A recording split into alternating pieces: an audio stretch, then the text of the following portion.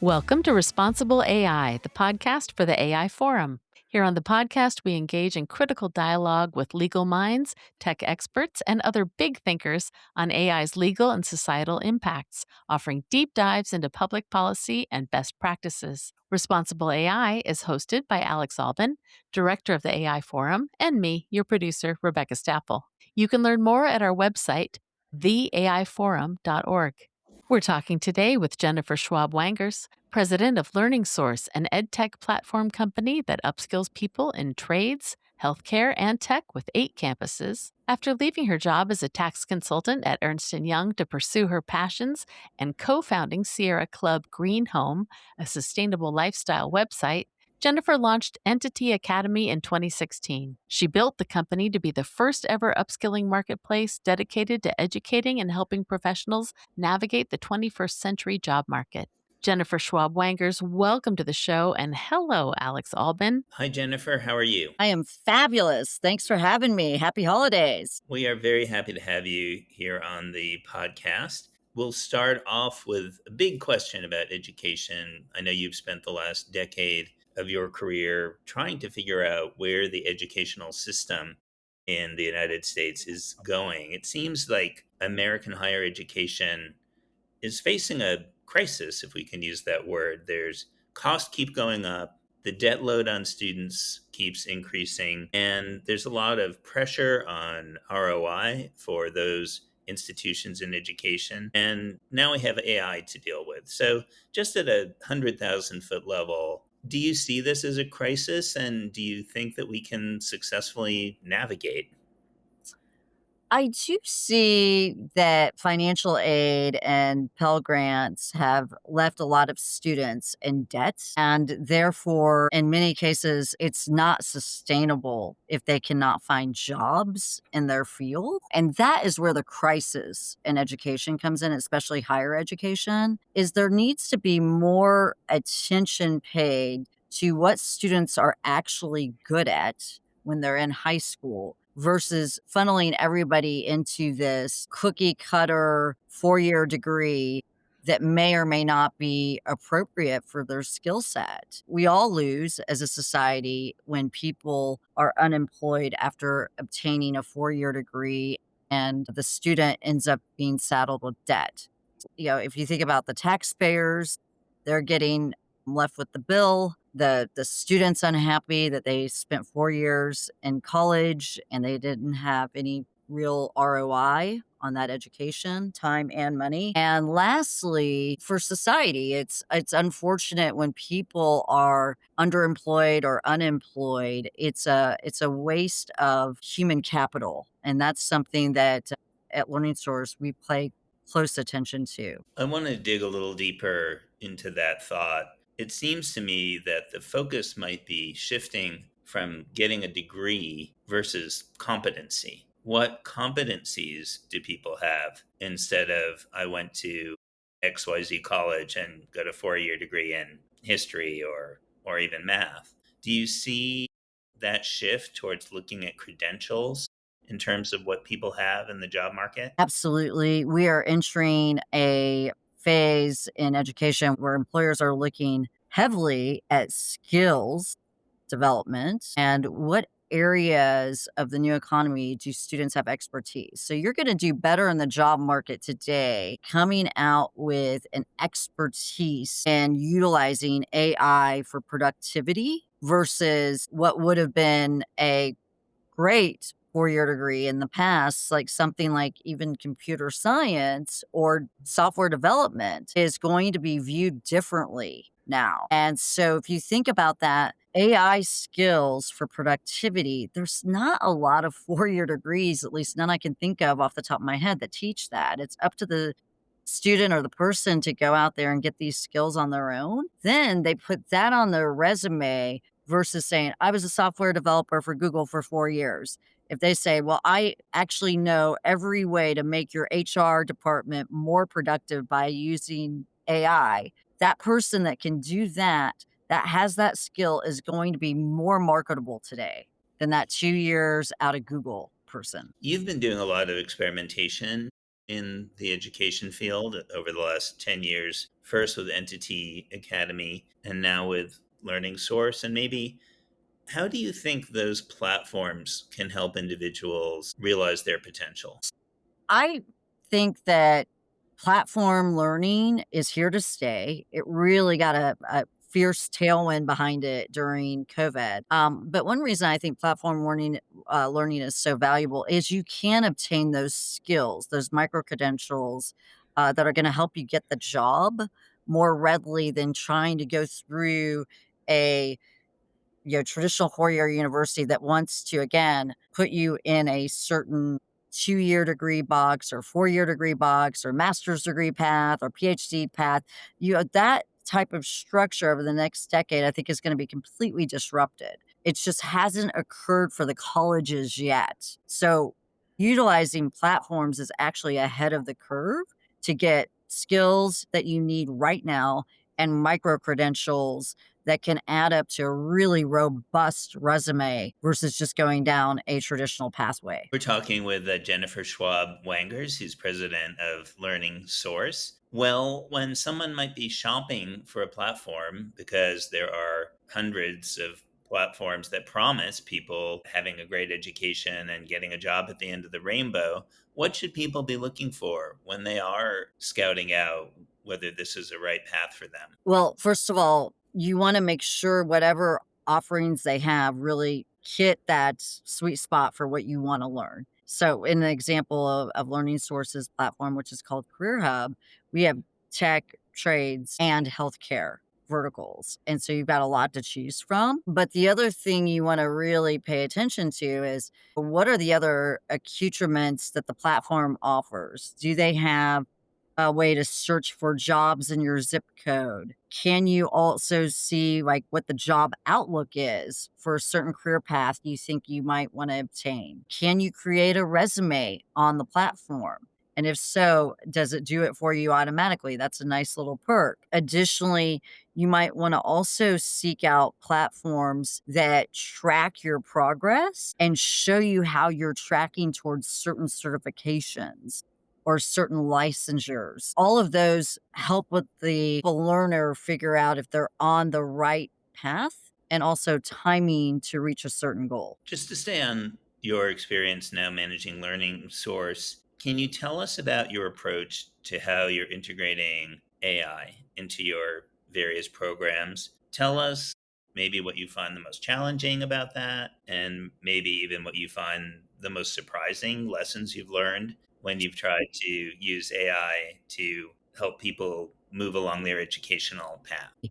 When utilizing AI on our platform at Learning Source, we have the personalized tutor option built into the platform. So, any questions you may have around the curriculum or problem set within the curriculum, you can get an AI chatbot to assist you. So, it's 24/7 tutoring. But additionally, we don't tell the student the exact answer. We probe them with other questions so they can think through it themselves.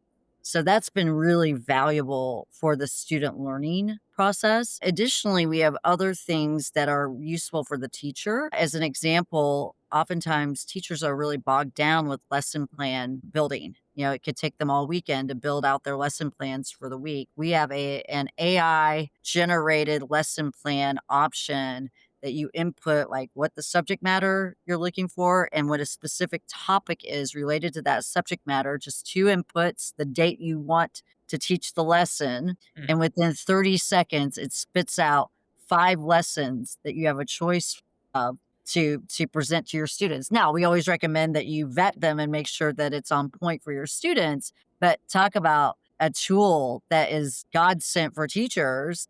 It really limits the amount of time they have to plan at night or on the weekends. And when we looked into building something like this, it was an answer to teachers feeling burnt out, especially after COVID. So that's another example of AI that we're utilizing in platform. Another one is we have a job outlook part of our platform that allows students to go in and say, okay, I want to be an HVAC technician in this specific zip code. It will show you, is the job outlook bright, not so bright, or, underperforming?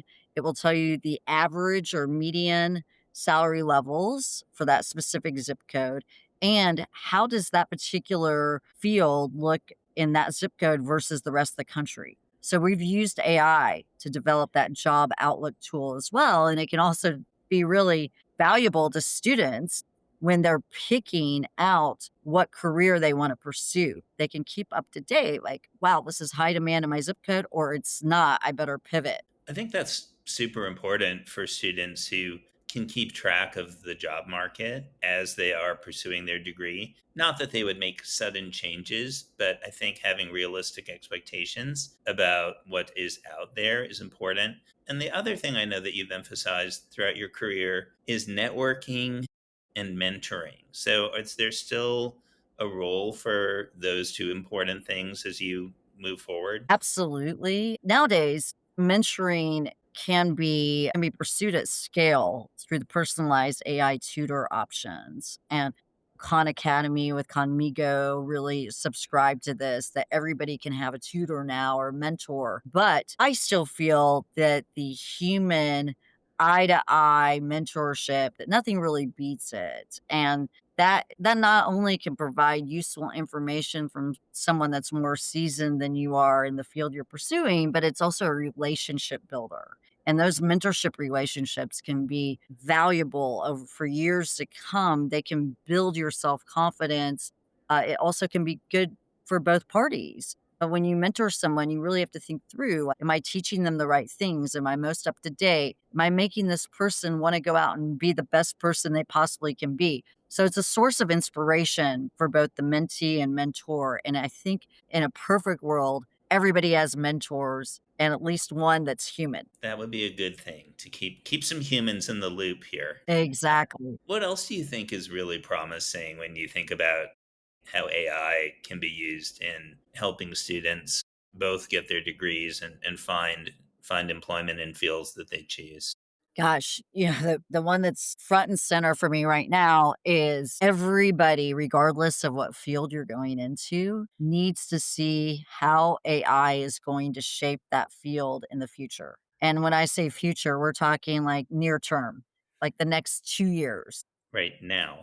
Yeah, and it's like, what do I need right now, and what do I need in 2 years? And I would in a prior life, probably say 5 years, but we don't even know what the world's gonna look like in 2 years. So I'm saying, let's give it 24 months for you to be ahead of the curve in AI. But it opens up doors for such creativity, because with AI tools, I know people that previously couldn't design their way out of a box, and now they're able to become armchair designers by using things like Canva or the Adobe upgraded suite utilizing AI. See people that English is a second language, and prior to having access to ChatGPT, a lot of their work looked looked ESL, and it was difficult for a reader to really pour through it and get the messaging. Now they can look like Hemingway when they send you something, and I truly believe this is the great flattener. But people have to learn these tools and take them seriously. For my generation, everybody's using them for polishing their email. But the younger generation is like, no, we're actually utilizing it in a much more sophisticated way. And you keep hearing about, oh, there's going to be companies that are worth $1 billion that have a two-person team or a one-person team. I haven't seen that yet, but the younger generation will be the ones that are privy on how to do that, how to develop very scalable operations with finite human labor. We're talking with Jennifer Schwab Wangers, who's the president of Learning Source. It's very interesting to hear you talk about the benefits of AI to students who are moving their careers forward. And there's so much publicity, Jennifer, about the downsides, because I think that story gets emphasized a lot in the media. The big one in the employment sector is job loss, which you referred to briefly, that, well, what's the use because AI is going to replace all of our jobs. And when someone When someone starts a cocktail party conversation like that with you, what do you say to them? Because I know you're polite to them.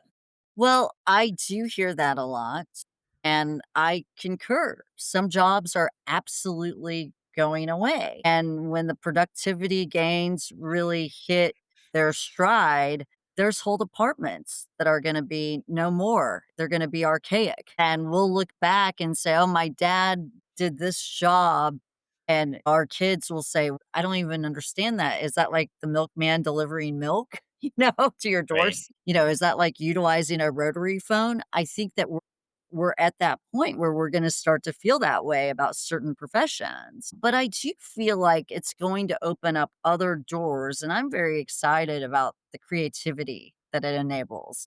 And not only is there gonna be more creative professions that only humans are gonna be the best at, there's also gonna be ways that we can be really creative about how we're utilizing AI, not just for productivity gains, but for societal gains. And things like the impact on medicine. I think through some of the drugs that are being tested right now by the FDA, and it's far beyond like mapping the genome. It's much more sophisticated and things like pinpointing disease before it happens. And I think about the number of jobs that could be had by companies that are working on these things. It's interesting you mentioned AI in medicine. And a few years ago, people predicted that when you use AI in radiology and reading x rays, MRIs, and other photographic images, they said, oh, radiologists are going to disappear. In fact, radiologists have not disappeared. They are just doing their jobs with the assistance of an amazing tool that allows them to be a lot more precise and accurate in a diagnosis. So it's a good example of how the tool by itself is not going to replace the human, but we humans need to learn how to use these tools. And that doesn't happen overnight. Is that something that you think your educational program will tackle one of these days? Like how to use AI in your job? I think it's smart to plan for that, to have it on our platform eventually. It's not road mapped yet, but certainly a lot of what we're talking about internally is what is the workforce going to look like in the next 5 years as AI starts to infiltrate our ability to multiply ourselves. So we're looking very seriously at okay, one person used to have to do this job. Now you can have one person do five of these jobs. And that's really a stark contrast to what we've been experiencing in the workforce. It's hard to believe all the hiring that was done during COVID that, now you look around, you're like, I wonder if all of that hiring would have taken place if COVID happened now.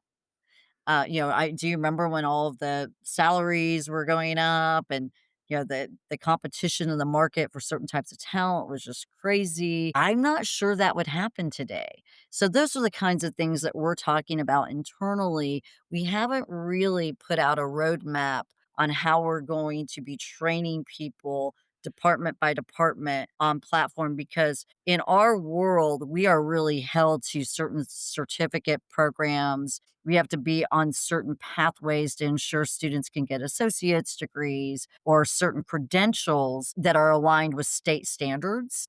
And so that has not caught up to the reality of the workforce yet. And it seems to me there's going to be different approaches taken by different states. Some are going to be pretty forward looking in terms of we want people to adopt AI in the educational system. And others are going to say, no, we want a more traditional approach. And we might not want teachers to use their lesson plans or grade papers using AI. Do you just see that as going to be unsettled for the next few years? Yeah, I think that's really short-sighted to do that. I think that trying to deny the technology and deny your students use of the technology or say that the teachers can't use it for lesson planning is almost like trying to revert back to the Stone Age. And so it's a better scenario for all if we integrate with it. And I That's think that you yeah. And that I is think forward looking. but be responsible about it. There's gotta be guardrails around it, and that to me is the one-two punch best case scenario, if we can integrate the opportunities that surround AI in our traditional way of working, but have some guardrails around it so it's not abused. We are still in early days. I know, at least in the legal profession, we're seeing a bifurcation of strategies for AI adoption. Some firms actually don't want the associates or partners to use AI at all, and they block access to AI tools. Whereas other firms are giving associates incentives to spend 20% of their time using AI. Who's going to come out on top there? Okay, that's a fascinating one because all my CEO peers that are accustomed to high hourly rates from their various legal teams, we all talk about how we can first draft anything now utilizing AI and then turn it over to the lawyer to say, take a thorough look at this, fact check it, embellish it, whatever you need to do, but don't charge me as if you're creating the wheel. So I think that you're gonna see that, there's gonna be a lot of downward pressure on attorneys' fees eventually, and the older firms that are stuck in their ways of, "Oh, we don't use AI," are just trying to hang on to that last morsel of high hourly rates as Yep. long as they can until the entire industry is utilizing AI and it is baked into their hourly rate. Those that are on the other side saying, "Okay, we want our attorneys to use AI at least 20% of the time." I think that they are actually gonna be the impetus of disrupting the old school and that because I already hear it. Friends that traditionally use lawyers that are around 1,000 to $1,800 per hour are now finding good enough lawyers that are 600 an hour, and they're utilizing AI tools so they can still have a healthy margin, but they are utilizing AI to account for a number of items in their work. Those observations are going to play out for the legal profession. It seems to me that when we have a new technology that arrives, there's the disruption of the technology, but what we really mean is the disruption of the business model. And industry always feels very threatened when the business model is under attack. This happened in the music industry, as you remember, when we had digital music and MP3s, and the record label still wanted to sell the CD in a 16 song pack even when people said, I don't want to buy a 16-song pack anymore. But it took a long time. And I guess my observation is it takes some time for the industry leaders to adjust to that business model, which has been successful for them for so long. And do you see maybe the same thing happening in education? Potentially, I our space though is moving along at a pretty quick clip to adopt it. And you see this in education, you see it in healthcare. These are two of the big categories that will be disrupted by AI first. But in my world, we are integrating with it, similar to the description of the other law firm that you described that 20% of their time of the lawyers is being spent utilizing AI and learning AI. We are in the same boat because it's a freight train in education. It's not going off the rails. It is here to stay. And if you utilize it the right way, it's quite additive for the student experience. And the ninja trick that we've glommed onto is how do we make it also really beneficial for the teachers and the administrators? So when we researched all of the different features for the Learning Source platform, we looked at not only the student experience, but the administrators as well as the teachers. And there's a number of ways you can make their life much easier by utilizing AI tools. And let's hope that that also translates to middle school education and elementary school education where the teachers there are under a lot of stress and we keep adding duties to their jobs that maybe they don't have training for. It would be really nice if we could have more tools at the disposal of teachers who are pressured to do a lesson plan or grade papers or even keep track of individual students. Isn't that the promise of AI in education? Absolutely. Middle school, elementary school, it's already being learned by the teachers in high schools because they know the kids have been using it over the last couple years, but it should be across the board.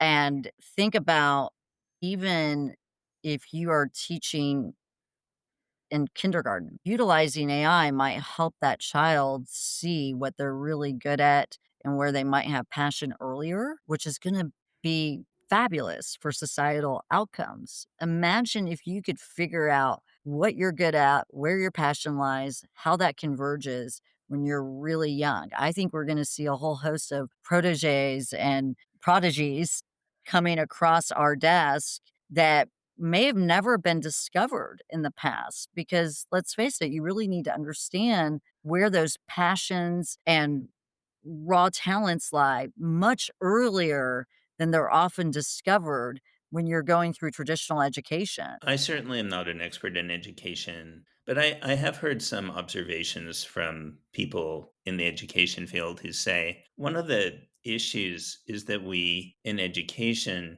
treat every student as if they have the same ability and every student as if they have the same potential. And that really can't possibly be true in a school district with hundreds of thousands of students. So maybe ironically, AI can help students, as you are saying, identify people who have special talent, but also identify people who learn differently and craft a curriculum for them. Absolutely. And again, to be able to do that at scale is one of the most exciting things that we've seen in education. Personalizing curriculum based on your experiences, your family's education background, the zip code you grew up in, all of that has the earmarks of being able to flatten the playing field where you aren't gauged again in this one size fits all way from the time that you enter first grade all the way into graduation and then you're off to college and you have much of the same thing in college.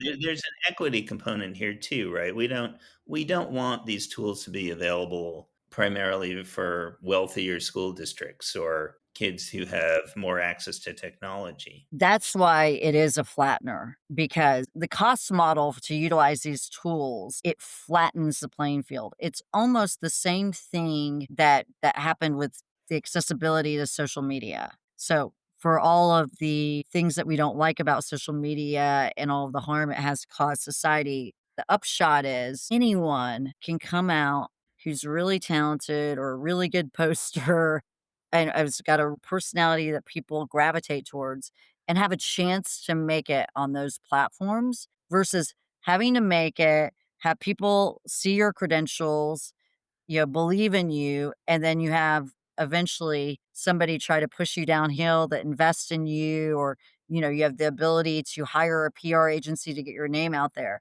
Just to shift gears, did you ever think of yourself as a disruptor? I mean, when you were in high school, did you say, I'm going to be a disruptor in education or a disruptor in, sustainability? Was that in your brain at the time? How did you come to that? Definitely not, although I in high school, I can say I was honestly disruptive.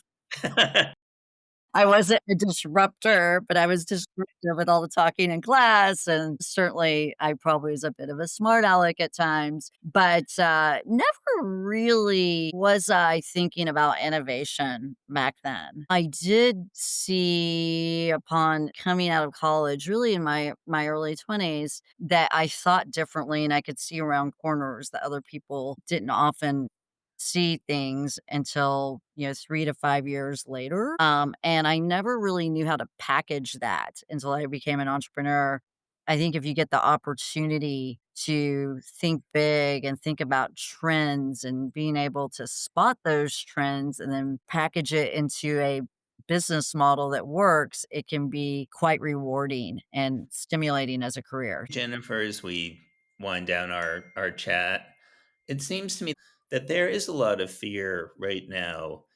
People coming out of college, people are scared about the job market, people are scared about the impact of new technology like AI. How do you talk to young people these days about having some hope for the future?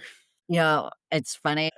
I have the reverse perspective about getting a bit older right now because I'm grateful I was not born with a smartphone in my hand, and I'm grateful I went through high school without social media. However, in giving people hope, I turn to the ability to be creative and the ability to really figure out what's out there for you. You have so many options now, and you have so many channels to discover, again, what you're great at, what moves you, what's going to be your life's work, how can you build a craft that is meaningful. And that's exciting. There's no more thinking about your life as I'm going to get this job, I'm going to get married, I'm going to have 2.2 kids, I'm going to have a white picket fence, and if all goes well, I'll have a couple cars and a nice house in the suburbs. That is no longer the train of thought for this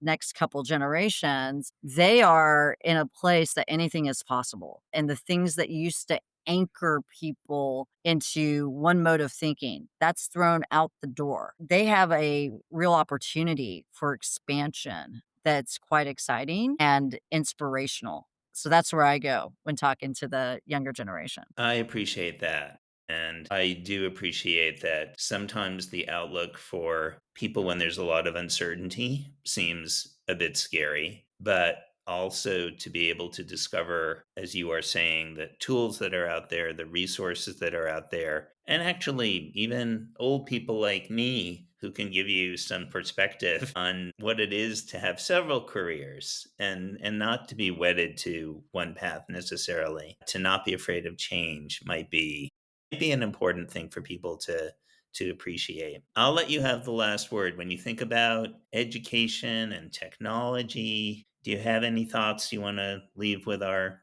podcast audience? Well, you've got me thinking now about expansion. And I would Good. say, now more than ever, that if you utilize AI tools and the platforms that have been provided at a very low cost. The world truly is your oyster, and the sky can be the limit if you're willing to invest in yourself. So, invest in yourself, learn new skills, figure out what you're awesome at, run with it. You don't necessarily need to just follow your passion. One of the best things you can do for yourself is figure out what you're good at. We all have a superpower. So, what is it? Like, hone a talent, spend the time, like, go back to Malcolm Gladwell's 10,000 hours. If you think about that, that was such a profound concept, and 10,000 hours wasn't necessarily a hard and fast number, but it is a good benchmark of the kind of time you need to put into something to be really great at it. And I think honing a craft in your career and personally is as rewarding as finding someone that you love to spend your life with. Recommend that people take the time to do that and put in the effort. I think that's a wonderful note to end on. And we appreciate your time, Jennifer Schwab Wangers. Rebecca, take it away. Thank you, Jennifer, for looking around corners and expanding minds with us here on the Responsible AI podcast from the AI Forum. You can subscribe to the Responsible AI podcast on Spotify, YouTube, Apple, or wherever you like to listen. You can see what we've been reading about the legal and ethical implications of AI on our website, theaiforum.org.